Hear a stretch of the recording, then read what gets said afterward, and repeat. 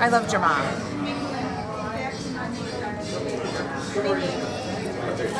You have to stop it.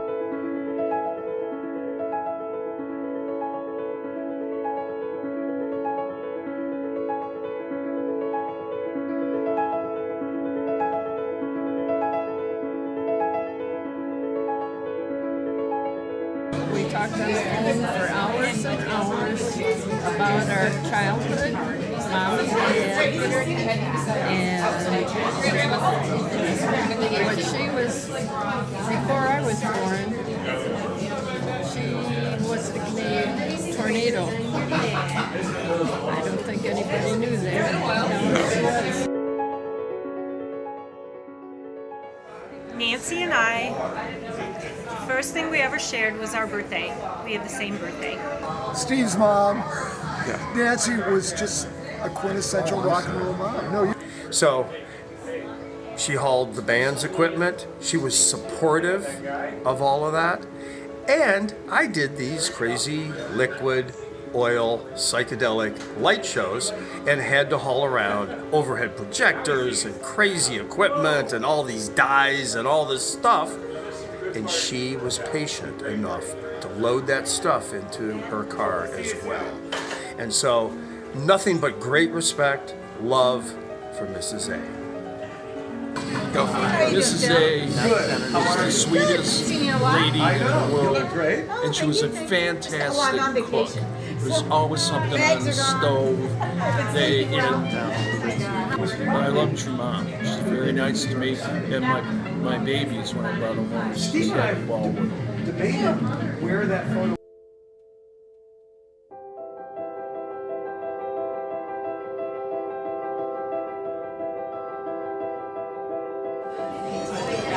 My only story is that she was the person that introduced me into South Park.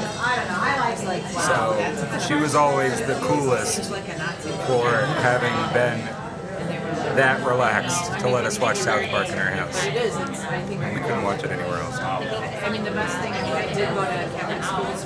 I think one of the times that I cracked the biggest smile at Nana was I called her up, or I think she actually called me, and it was after I had moved out to San Diego. And I think I had just recently gotten a promotion or something like that, so we're just catching up. And she goes, "Wow, you really have life by the balls." It was just not the thing you expect your grandmother to say. Building the Hot Wheels tracks that go down the stairs, sometimes into the basement. With Sherlock there. So always a good time. Yeah.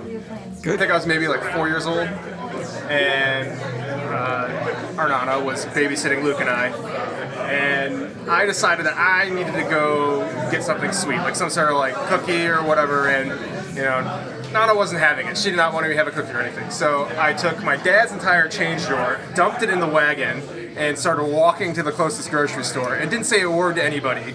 And let's just say Nana freaked out for quite a bit, started making some phone calls, trying to figure out where I was, but I was just at the grocery store. I think they called my... After visiting my sister in Columbus, and I stopped to see Aunt Nancy, and she talked my ear off. She did most of the talking, and I was just telling my grandma I felt like she knew me better than I knew her, because she said she remembers me when I was a little girl. She made sure I knew the difference between Sicilian and Italian. She told me wonderful stories about our grandparents, and Always very, happy to see us. Your house was always fun, much more fun than ours, right? Dogs, chaos.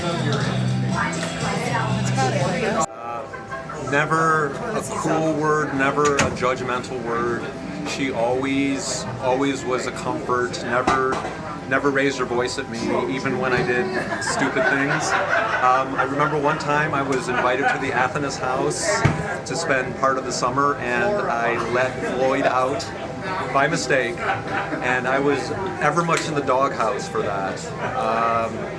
But everyone was angry with me, but I remember Nancy taking me aside and saying, "Don't worry about it, it's okay. Floyd loved it," which he did. During family reunions, and everyone would be sitting around in a circle by the pool, and George grilling and Nancy there, mom and dad, grandma and grandpa, fun times. And us in the pool.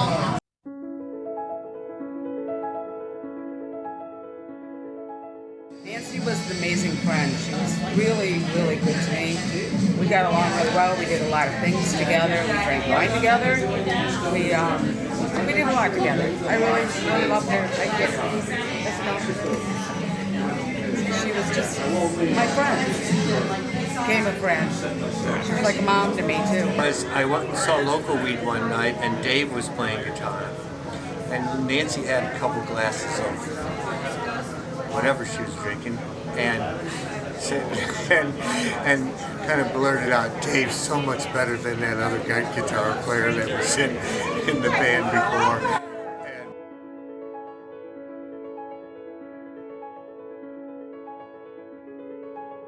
My name is Janice, and Nancy was my Aunt Nancy. I'm reading a couple of comments by my mom because losing her sister has been very emotional, so I'm going to quote in first person. When I lost my sister, I lost my early childhood. For decades, Nancy and I would enjoy twice weekly, hours-long phone calls. My husband used to wonder how we could talk so long. Being that I lived out of town my entire adult life, our phone calls caught us up on our kids' doings, so all you boys, plus a total analysis of our early young-at-home years. We helped each other remember what we had forgotten of our childhood, putting the pieces of the puzzle together for one another. It is true, two brains are better than one. Recall is difficult without Nancy. Only she knew and I knew of our early history that only sisters do share. But bits and pieces come to mind as I write. When my firstborn sister was a very young child, and before I was born, 4 years after her birth, our family had a nickname for Nancy. She was called Tornado. I am sure the name was befitting her, as she always dove into life with great gusto.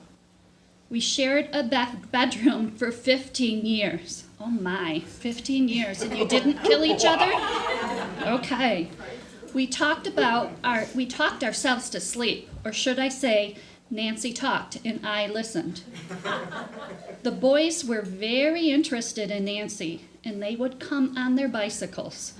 When this happened, my mom would make me go outside with her and be the pesky little sister. Could never quite figure out just what I was supposed to do, but that was proper in the 1940s.